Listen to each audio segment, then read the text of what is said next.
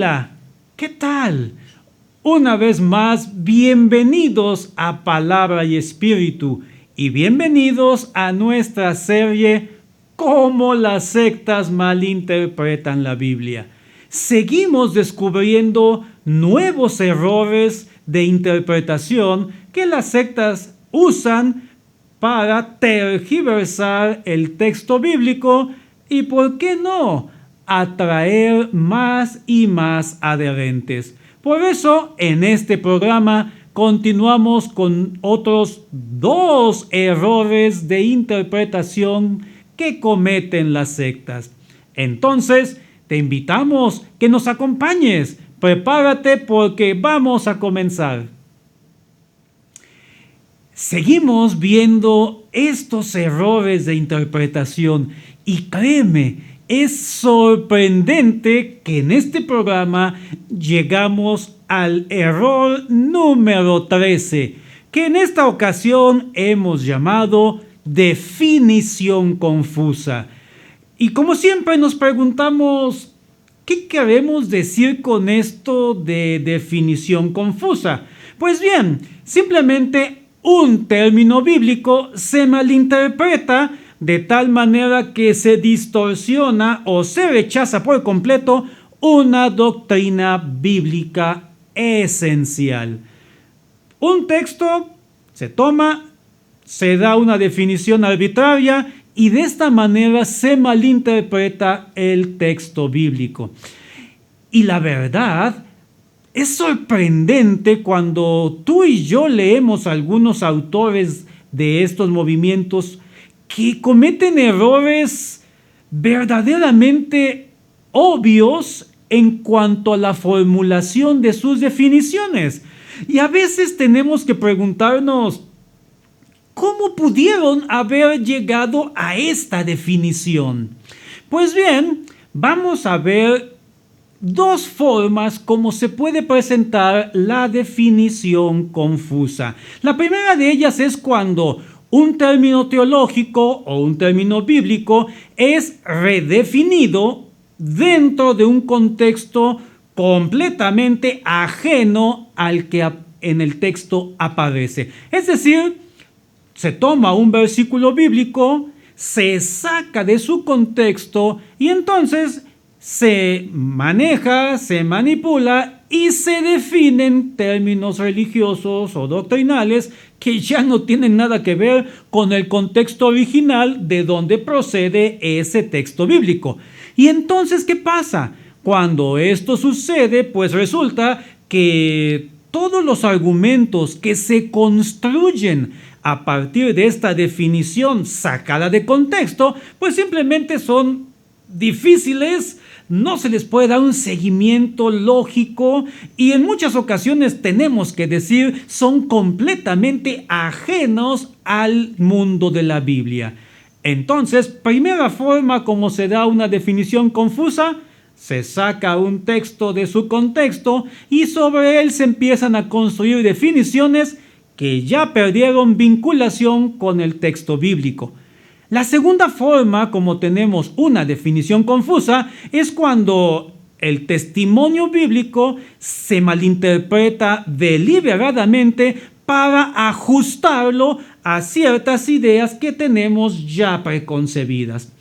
Y entonces, ¿qué te parece si vemos algunos ejemplos para que tengamos más claridad de qué queremos decir con definición confusa? El primero de estos ejemplos es Edgar Cayce. Edgar Cayce fue miembro de una iglesia cristiana, pero después se convirtió en un espiritista muy famoso en los Estados Unidos. Pues bien, él, en una de sus tantas conferencias, charlas que tenía, dijo, hablando de los saduceos, que eran una secta judía que vivió en tiempos de Jesús y que además rechazaban la doctrina de la resurrección. Sin embargo, después hizo una aclaración y dijo que lo que en realidad no creían los saduceos era en la reencarnación, porque reencarnación era el sentido que tenía la palabra resurrección en los tiempos de Jesús. Y esto ya nos parece bastante extraño, bastante absurdo, porque definitivamente la reencarnación no tiene nada que ver con el texto bíblico ni con el sentido original de la palabra resurrección, tal como tú y yo podemos ver cuando leemos los evangelios, el libro de los Hechos o bien el capítulo 15 de la primera carta a los Corintios. Nos sorprende que este Edgar Cayce diga que resurrección es lo mismo que reencarnación. Definitivamente tenemos que decir no, porque ¿en qué consiste la reencarnación? La reencarnación consiste en una sucesión de vida en diferentes cuerpos. Alguien muere y va a volver a la vida en otro cuerpo. Este segundo cuerpo muere y reencarna en un tercer cuerpo y así sucesivamente hasta, como dicen estos filósofos orientales, hasta que lleguemos al nirvana. En cambio, la resurrección, entendida correctamente en el contexto bíblico, es cuando un cuerpo mortal vuelve a la vida en ese mismo cuerpo mortal, pero ahora convertido en inmortal. No hay cambio de cuerpo, es la misma persona que vuelve a la vida. Entonces, definitivamente, la definición que Edgar Cayce da acerca de resurrección es completamente ajena al texto bíblico. Pero, ¿qué te parece si ahora platicamos de una vieja conocida de esta serie acerca de las sectas, Mary Baker Eddy, fundadora de la ciencia cristiana? En un programa anterior comentábamos cómo ella da 125 definiciones espirituales de términos bíblicos y en muchas ocasiones tomaba términos bíblicos bastante claros y daba interpretaciones bastante excéntricas. Pues mira, ¿qué te parece si analizamos lo que ella dice que es la Trinidad? Permíteme leer para ti textualmente palabras de Mary Baker Eddy. Ella dice: vida, verdad y amor constituyen a la persona triuna llamada Dios, es decir, el triple principio divino. Ellos representan una Trinidad en unidad, tres en uno, el mismo en esencia, aunque multiforme en oficio. Dios el Padre Madre, Cristo, la idea espiritual del Hijo, la ciencia divina del Santo Consolador. Estos tres se expresan en la ciencia divina de la naturaleza triple y esencial del infinito. Ellos también indican el principio divino del ser científico, la relación inteligente de Dios con el hombre y el universo. Entonces, ¿qué sucede? Pues bien, simplemente Mary Baker Eddy no citó ningún texto bíblico y cometió el error número 10 que mencionamos anteriormente y que llamamos decir pero no citar. Pero ¿sabes algo más? Su definición es francamente sin sentido. No tiene sentido lo que Mary Baker dijo acerca de la Trinidad.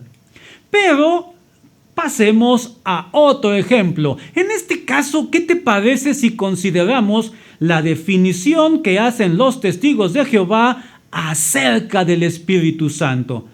Como hemos mencionado en programas anteriores, los testigos de Jehová niegan la doctrina de la Trinidad y afirman que el Padre, el Hijo y el Espíritu Santo no son iguales. Solamente el Padre es Dios. Jesús es el Hijo de Dios y no es igual al Padre en deidad. es decir, Jesús no es Dios. Pero mira la definición que dan del Espíritu Santo. Lo definen como la fuerza activa, invisible del Dios Todopoderoso que mueve a sus siervos para hacer su voluntad.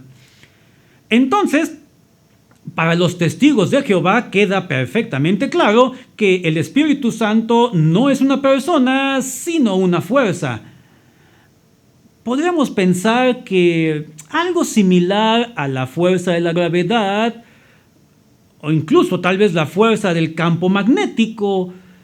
Pero, ¿qué pasa? A fin de que su doctrina se establezca y la consideren inapelable, rechazan el testimonio bíblico acerca de que el Espíritu Santo es Dios y es una persona. Entonces, una definición bastante confusa, bastante arbitraria y que pasa por alto el texto bíblico. Pero no queda ahí. ¿Sabías que en la traducción de las Sagradas Escrituras, de acuerdo con los testigos de Jehová, hay una traducción deliberadamente equivocada?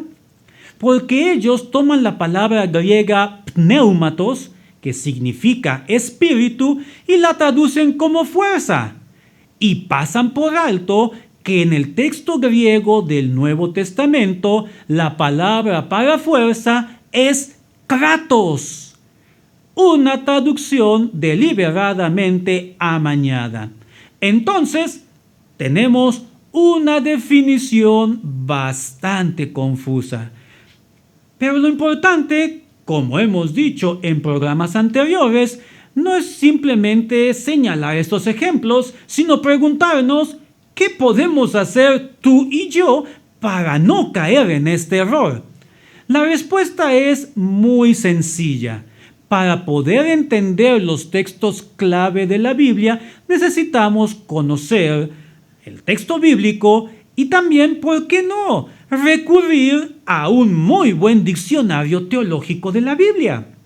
Documentos que, por cierto, puedes adquirir en cualquier librería cristiana o a través de alguna plataforma de internet. Y también te va a ser muy útil un diccionario de la lengua española. Y en este último caso tenemos que señalar que el diccionario de la Real Academia de la Lengua Española lo puedes consultar de manera gratuita en línea. Entonces, ¿cómo evitamos el error de la definición confusa? Con un buen diccionario de términos teológicos, un buen diccionario de español, porque esto nos va a permitir conocer cuáles son los textos clave, las doctrinas clave de la Biblia. Y también recuerda, todo texto debe considerarse de acuerdo a su contexto. Igual las definiciones. Las definiciones bíblicas tenemos que considerarlas a la luz del pensamiento global, el contexto global de la Escritura.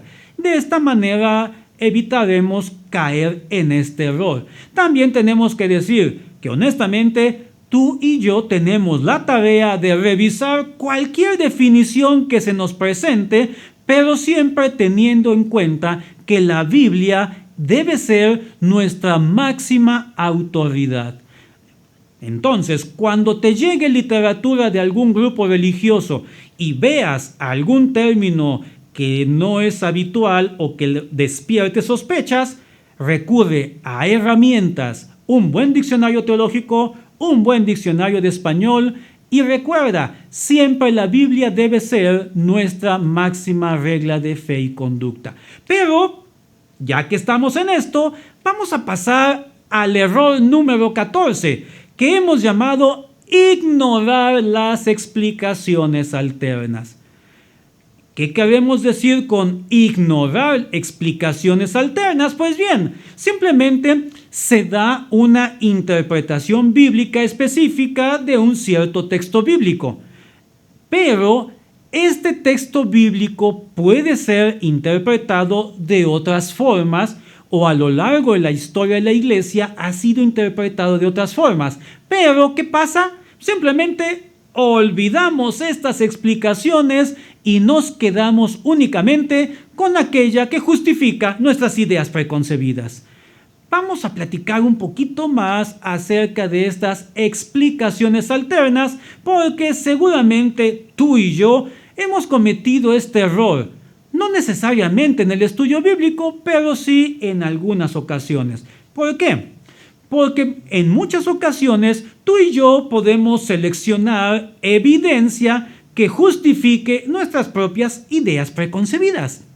Pero así como podemos seleccionar evidencia para justificar, también podemos ignorar explicaciones que simplemente no se van de la mano con nuestras ideas preconcebidas. Es decir, seleccionamos lo que nos conviene y desechamos lo que no nos conviene. Aquí permíteme ponerte un ejemplo. Supongamos que estás solo o sola en casa durante una noche de luna nueva. No hay reflejo de la luna. De repente, a través de tu ventana, ves una luz que parece sospechosa. ¿Qué pasa? Pues bien, tenemos que decir que sería verdaderamente ilógico, si no es que irracional o irresponsable, pensar que has tenido un encuentro con un ser extraterrestre, sin antes consultar algunas explicaciones alternas de por qué viste esa luz reflejada en tu ventana. Bien, con este ejemplo en mente, tenemos que decir que es un verdadero error adoptar una explicación excéntrica cuando hay otras explicaciones alternas para explicar el mismo texto bíblico. Veamos un caso que seguramente vas a recordar porque es un personaje de quien ya hemos hablado en programas anteriores. Y se trata de nuestro buen querido amigo Erich von Däniken. Sí, él que escribió este famosísimo libro llamado Los carros de los dioses. Pues bien, en el programa anterior dijimos que von Däniken dedica un capítulo a la pregunta: ¿fue Dios un astronauta? Pues, ¿qué te parece si analizamos un poquito más a detalle de lo que von Däniken escribió en este capítulo de ¿fue Dios un astronauta? Para lo cual me voy a permitir leer textualmente una porción de este capítulo del famoso libro Los carros de los dioses.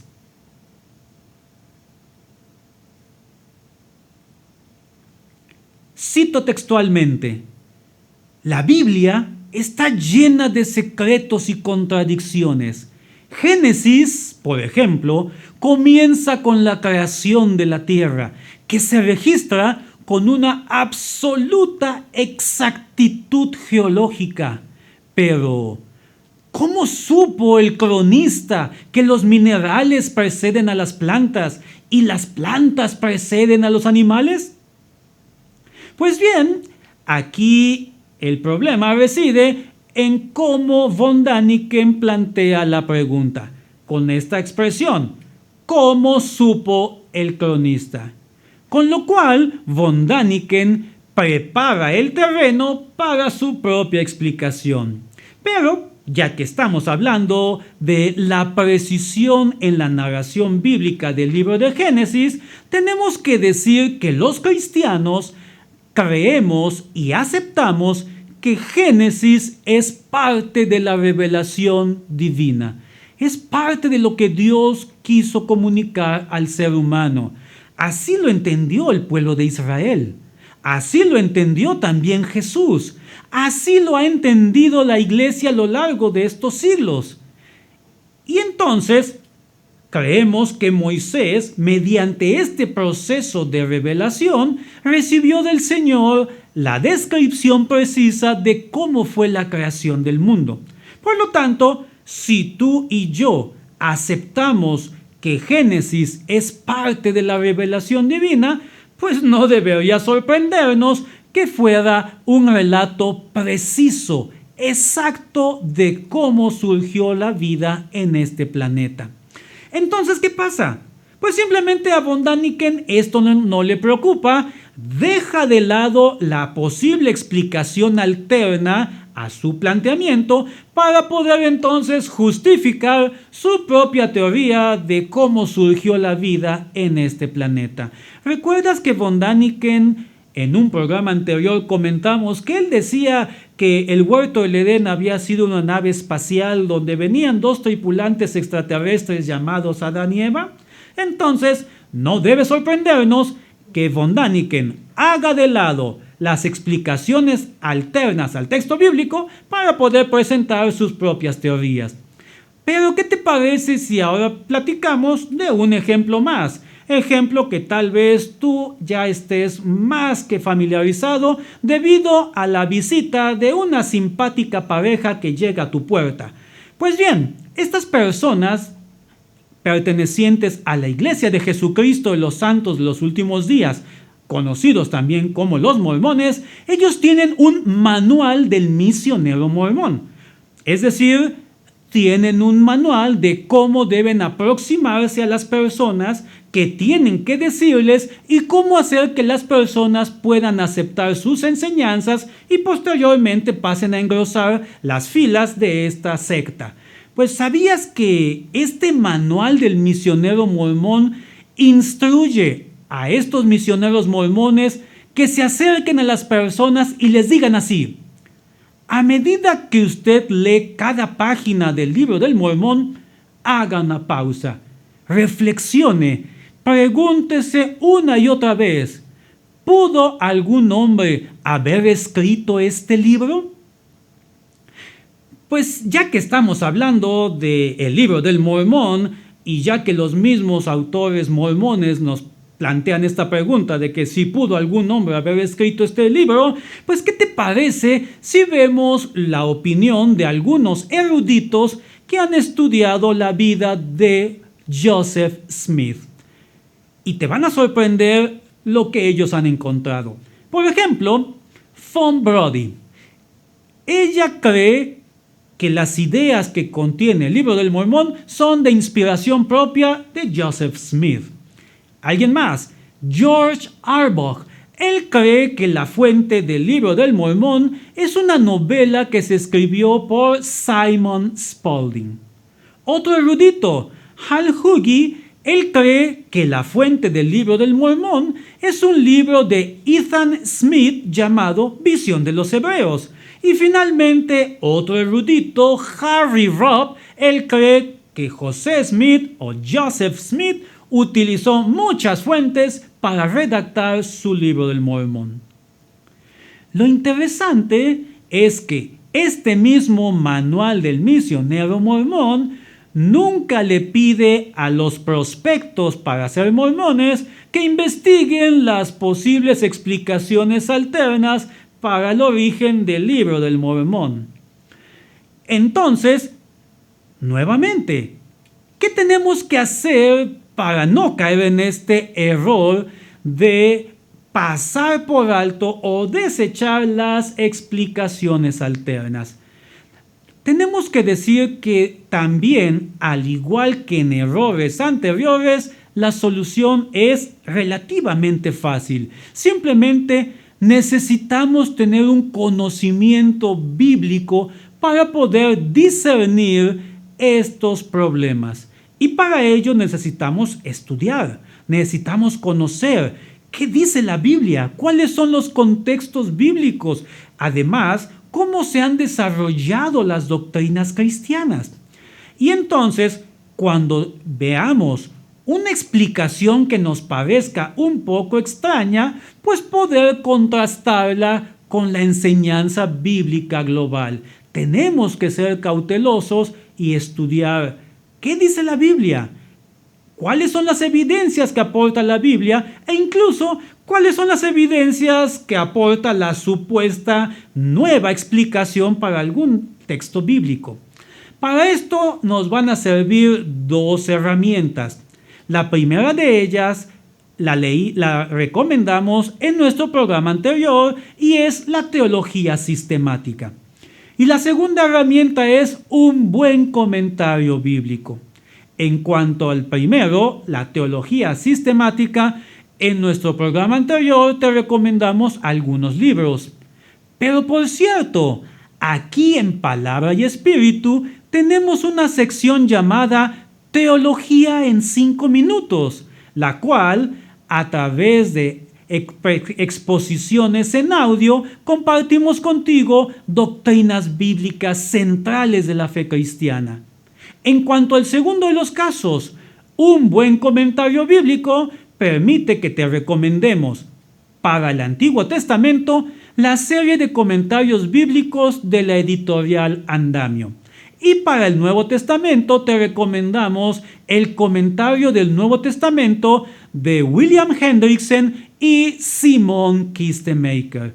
Con estas herramientas vas a poder tener un conocimiento bastante grande de la Escritura y vas a poder identificar cuando se ha presentado una enseñanza que no es bíblica y que además pasa por alto otras explicaciones alternas. Así pues, recuerda, cuando encuentres una explicación, una definición que de inmediato salte a la vista que es extraña, sospechosa, tenemos que sopesarla a la luz de la evidencia y a la luz de la correcta doctrina bíblica.